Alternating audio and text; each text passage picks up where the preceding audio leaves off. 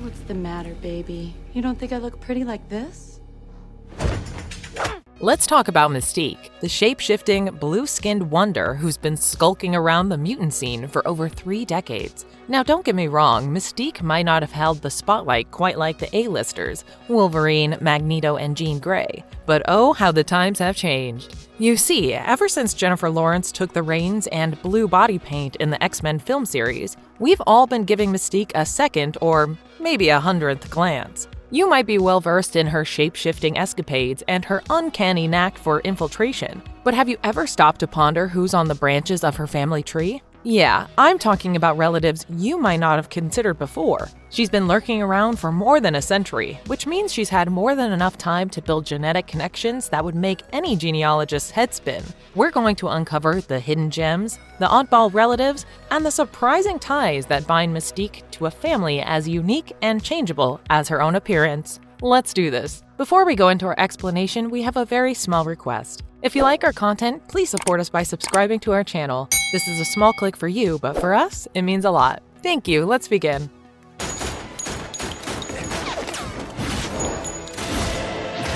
Nightcrawler, son. Our shape-shifting sensation Mystique gets all fancy pants and marries Baron Christian Wagner. Yeah, you heard that right. A German noblewoman with a flair for shape-shifting ties the knot with a bona fide baron. But that's not even the craziest part. While she's got the Baron on one arm, Mystique's got a secret lover on the other. Enter the mysterious Azazel, from the ominously named La Isla de Dominus. That's an exotic rendezvous. Lo and behold, Mystique ends up pregnant with Azazel's baby, while still being married to Baron Christian. Awkward much? But Azazel, in his infinite wisdom, tells Mystique to raise their love child as if it's the Baron's offspring. And you won't believe what our girl Raven does. She agrees. Baron Christian, God bless his heart, starts to smell something fishy about the baby's true origins. Suspicion meters going off the charts. But guess what? Baron Christian meets an untimely demise, conveniently accidental, just when he's about to spill the beans. That's some serious timing, right?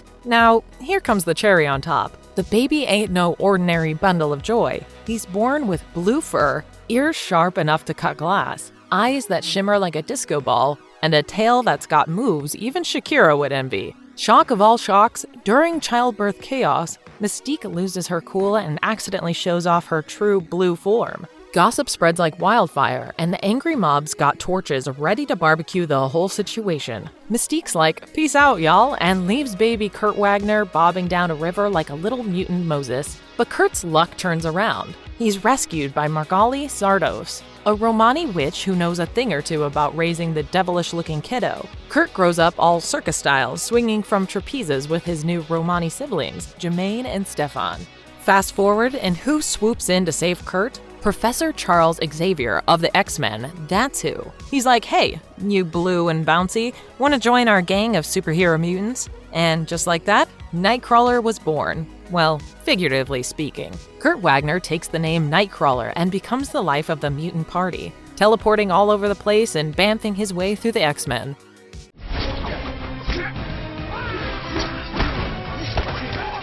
Azazel, Nightcrawler's father. Azazel, picture this guy as one of the OG mutants, like he's been around since the dawn of time. He's part of a group of mutant misfits called the Nifem. And get this, he's not just any Nifem. He's got a one-way ticket to Brimstone Dimension, thanks to another bunch of mutants who looked like they stepped right out of a Sunday school painting. These guys, the Seraphim, gave Azazel and his crew the ultimate get-lost ticket. Back in the day, when Mystique was all happily married to Baron Christian Wagner, she was actually playing mutant musical chairs behind the scenes. See, old Christian couldn't give her the baby-making magic she craved, so she met Azazel, who was masquerading as a business partner. But oh no, that wasn't for a friendly game of Monopoly. Mystique was on a secret mission to find a baby daddy who'd help her produce an heir to the Wagner throne. And what do you know, Azazel was up for the job. Mystique, despite loving her hubby Baron Christian, couldn't resist Azazel's charm. Or maybe it was those devilish good looks. Let's just say she caved, and they got down to some otherworldly business.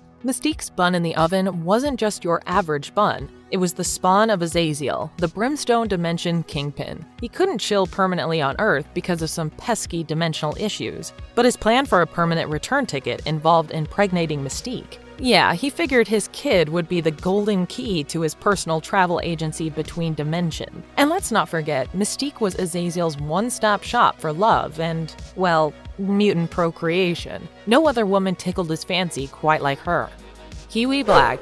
Say hello to Kiwi Black, the not-so-average half-brother of Nightcrawler. Yep, you heard that right. They're practically mutant kinfolk. Now, let me set the stage. Azazel, the grand puppet master of mutant mischief, had his eyes on Earth. But here's the catch. It wasn't as easy as taking the bus downtown. He needed some mutant muscle to teleport his army from a hellish dimension that makes Dante's Inferno look like a summer vacation brochure. Enter Kiwi Black, the Maori mutant created by Azazel for this underworldly Uber service. But hold your applause, because Kiwi's got a curveball for Daddy Dearest. Instead of being the ultimate henchman, he's all like, "Sorry, Pops, not interested." And just when you thought family reunions couldn't get more awkward, Kiwi joined forces with the X-Men, trading in his bad boy legacy for a chance to knock some sense into Azazel's army. And oh boy, did he bring the noise. He pulled off a move that was so jaw-dropping, even Deadpool would tip his hat. Kiwi chopped off one of Azazel's cronies' heads,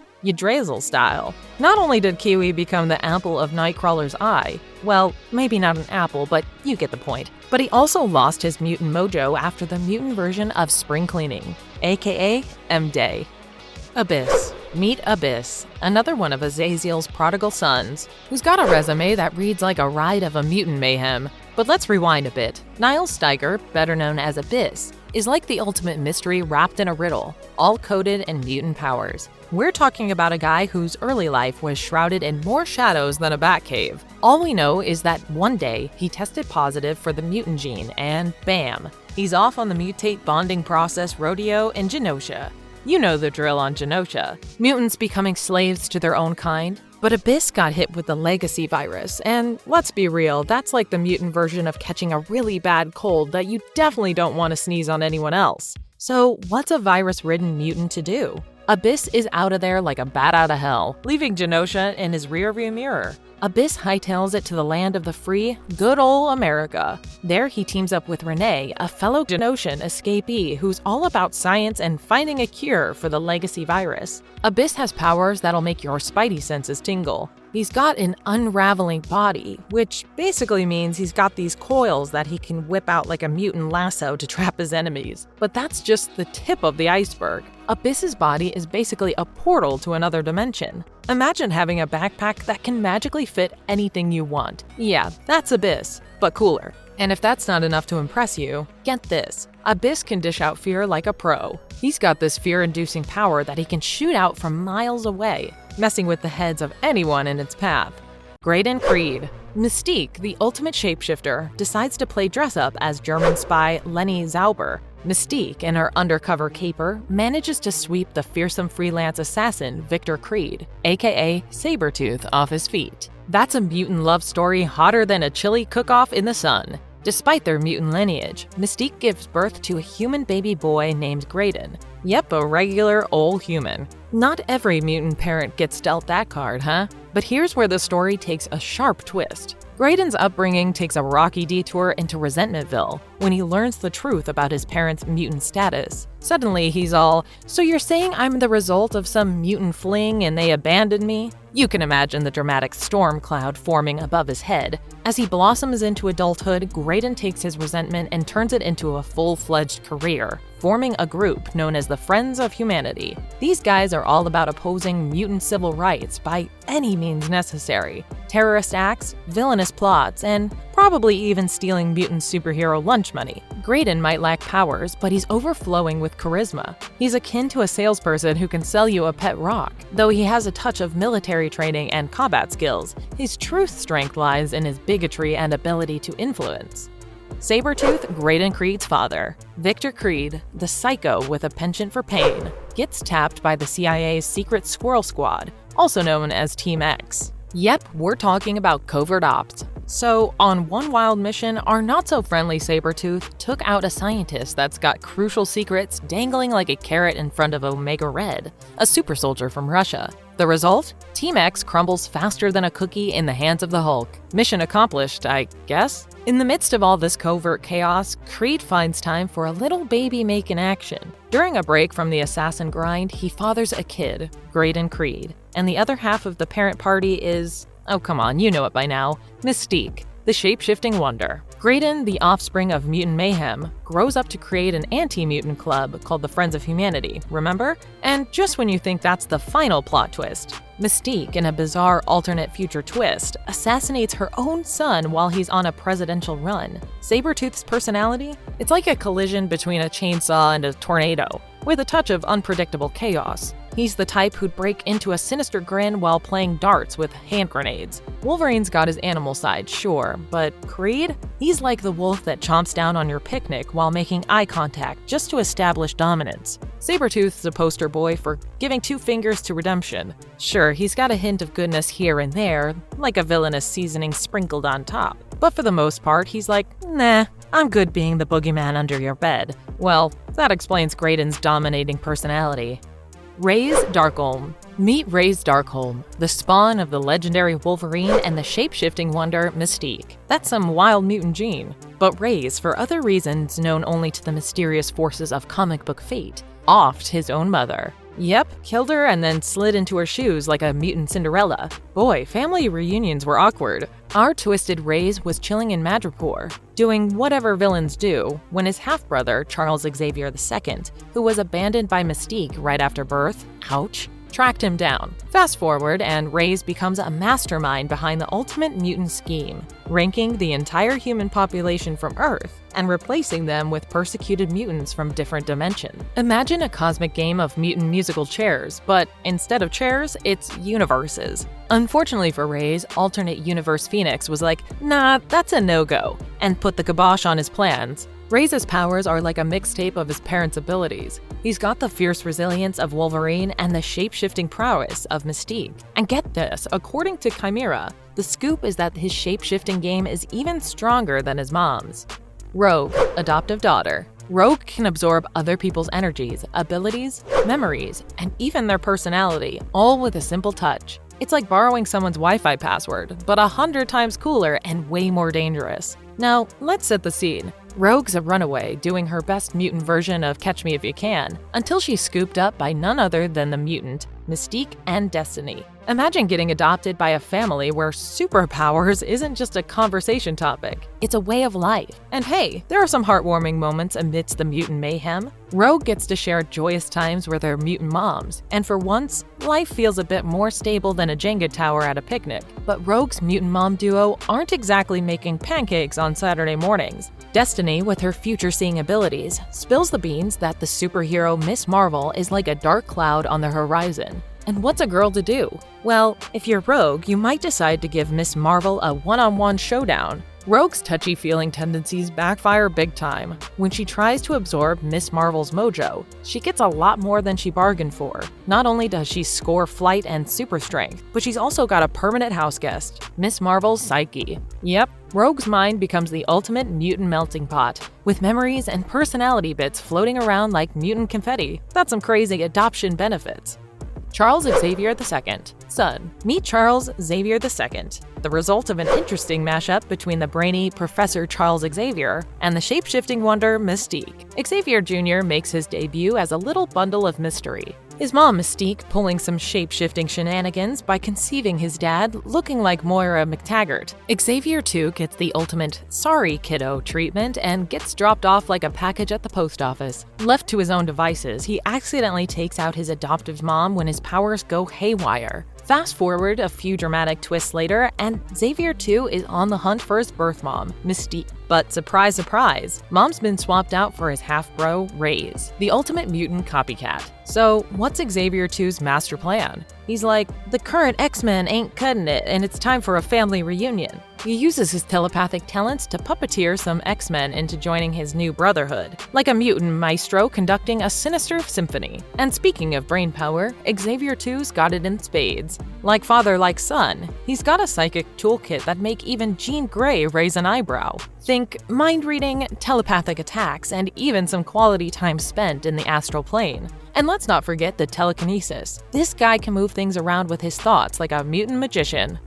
Gloria Brickman. Adopted daughter. We've got a new player in town, and her name is Gloria Brickman. She's like the fresh breeze that sweeps through the pages, leaving us all curious and intrigued. Meet Gloria, the lucky gal adopted by Miles Ralph Brickman and Mallory Brickman. Her mom's got a little secret identity going on. Turns out her mama bear is actually Mystique in disguise, blending into civilian life like the master of disguise that she is. Gloria's no ordinary kid though. She's got a radar for weirdness. She knows something's up with her mom. Mystique's dropping vague hints about her past, creating this mysterious cloud like there's a big neon sign saying secrets ahead. And like any good daughter, Gloria's been entrusted with these tidbits to guard like Smog with his treasure. But here's the catch. We're in the dark about Gloria's own story.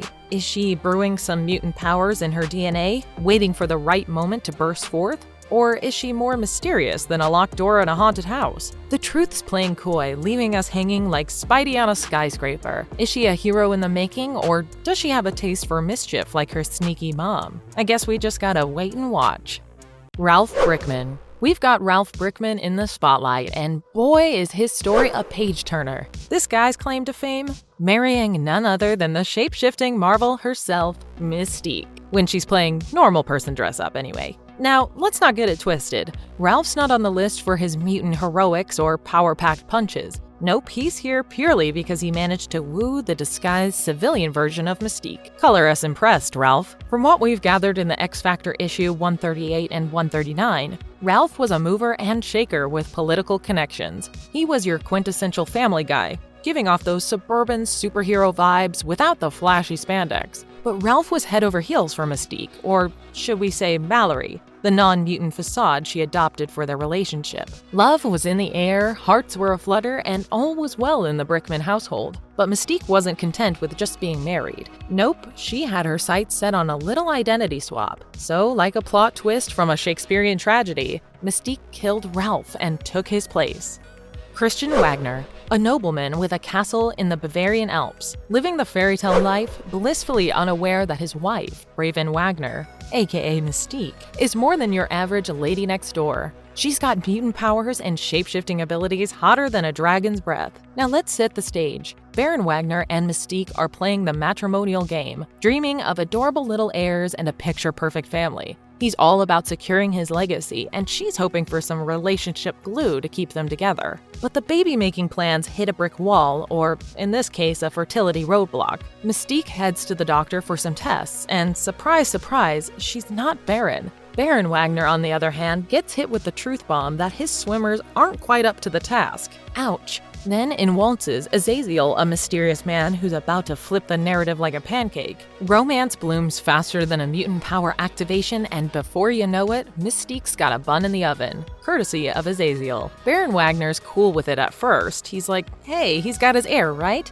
But doubts start sprouting like weeds in a garden. One fateful night, he drops a bombshell. He wants a blood test once the little bundle of joy arrives. Mystique's cool exterior starts to crack, and desperation takes over. She's not about to lose her fancy title and luxurious life in Bavaria. And so, in a plot that'd make Agatha Christie jealous, she grabs a knife and stabs Baron in bed, ending the Baron's legacy forever. Margali Szardos. Her past is shrouded in as much mystery as a magician's trick, and boy is it a wild ride. Supposedly born in the romantic city of Paris, France, Margali's got a background as tricky as a maze. She claims her mama taught her magic, but the truth of her origins, that's locked up tighter than a supervillain's lair. Oh, and don't forget, she's got a magic mojo of her own, called the Winding Way, which sounds like a wizard's version of a scenic route. Now, Margali's no stranger to family drama. She had a stint as a wife, popping out 2 kiddos named Stefan and Jermaine, who later went by Amanda Sefton. But she supposedly tangled with the demon mutant Azazel. Yeah, the same guy who was cozying up to Mystique while she was playing house with Baron Christian Wagner. And the surprises keep coming. Remember Mystique's abandoned kid? Well, turns out Margali swooped in like a superhero and adopted the little blue baby. But we're not even sure if she knew the kid's true origins. Either way, she raised him as her own, which is kinda heartwarming. In a mutant magic family sort of way,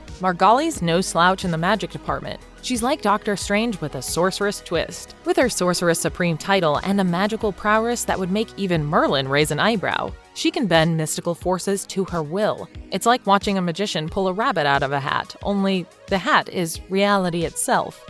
Marvelous verdict. And there you have it, a whirlwind tour through the twisted family tree of Mystique. From secret affairs to shape-shifting antics, her connections read like a mutant soap opera that could rival any daytime drama. Whether it's her unexpected rendezvous with Azazel, or her complex relationship with her children, or the web of mysteries involving characters like Margali and Graydon Creed, Mystique's family ties are a canvas painted with intrigue, deception, and unexpected twists. As we turn the final page of this mutant saga, we're left with a tantalizing mix of questions and revelations about this blue mutant. We hope you enjoyed this one as much as we did. Until next time, keep watching.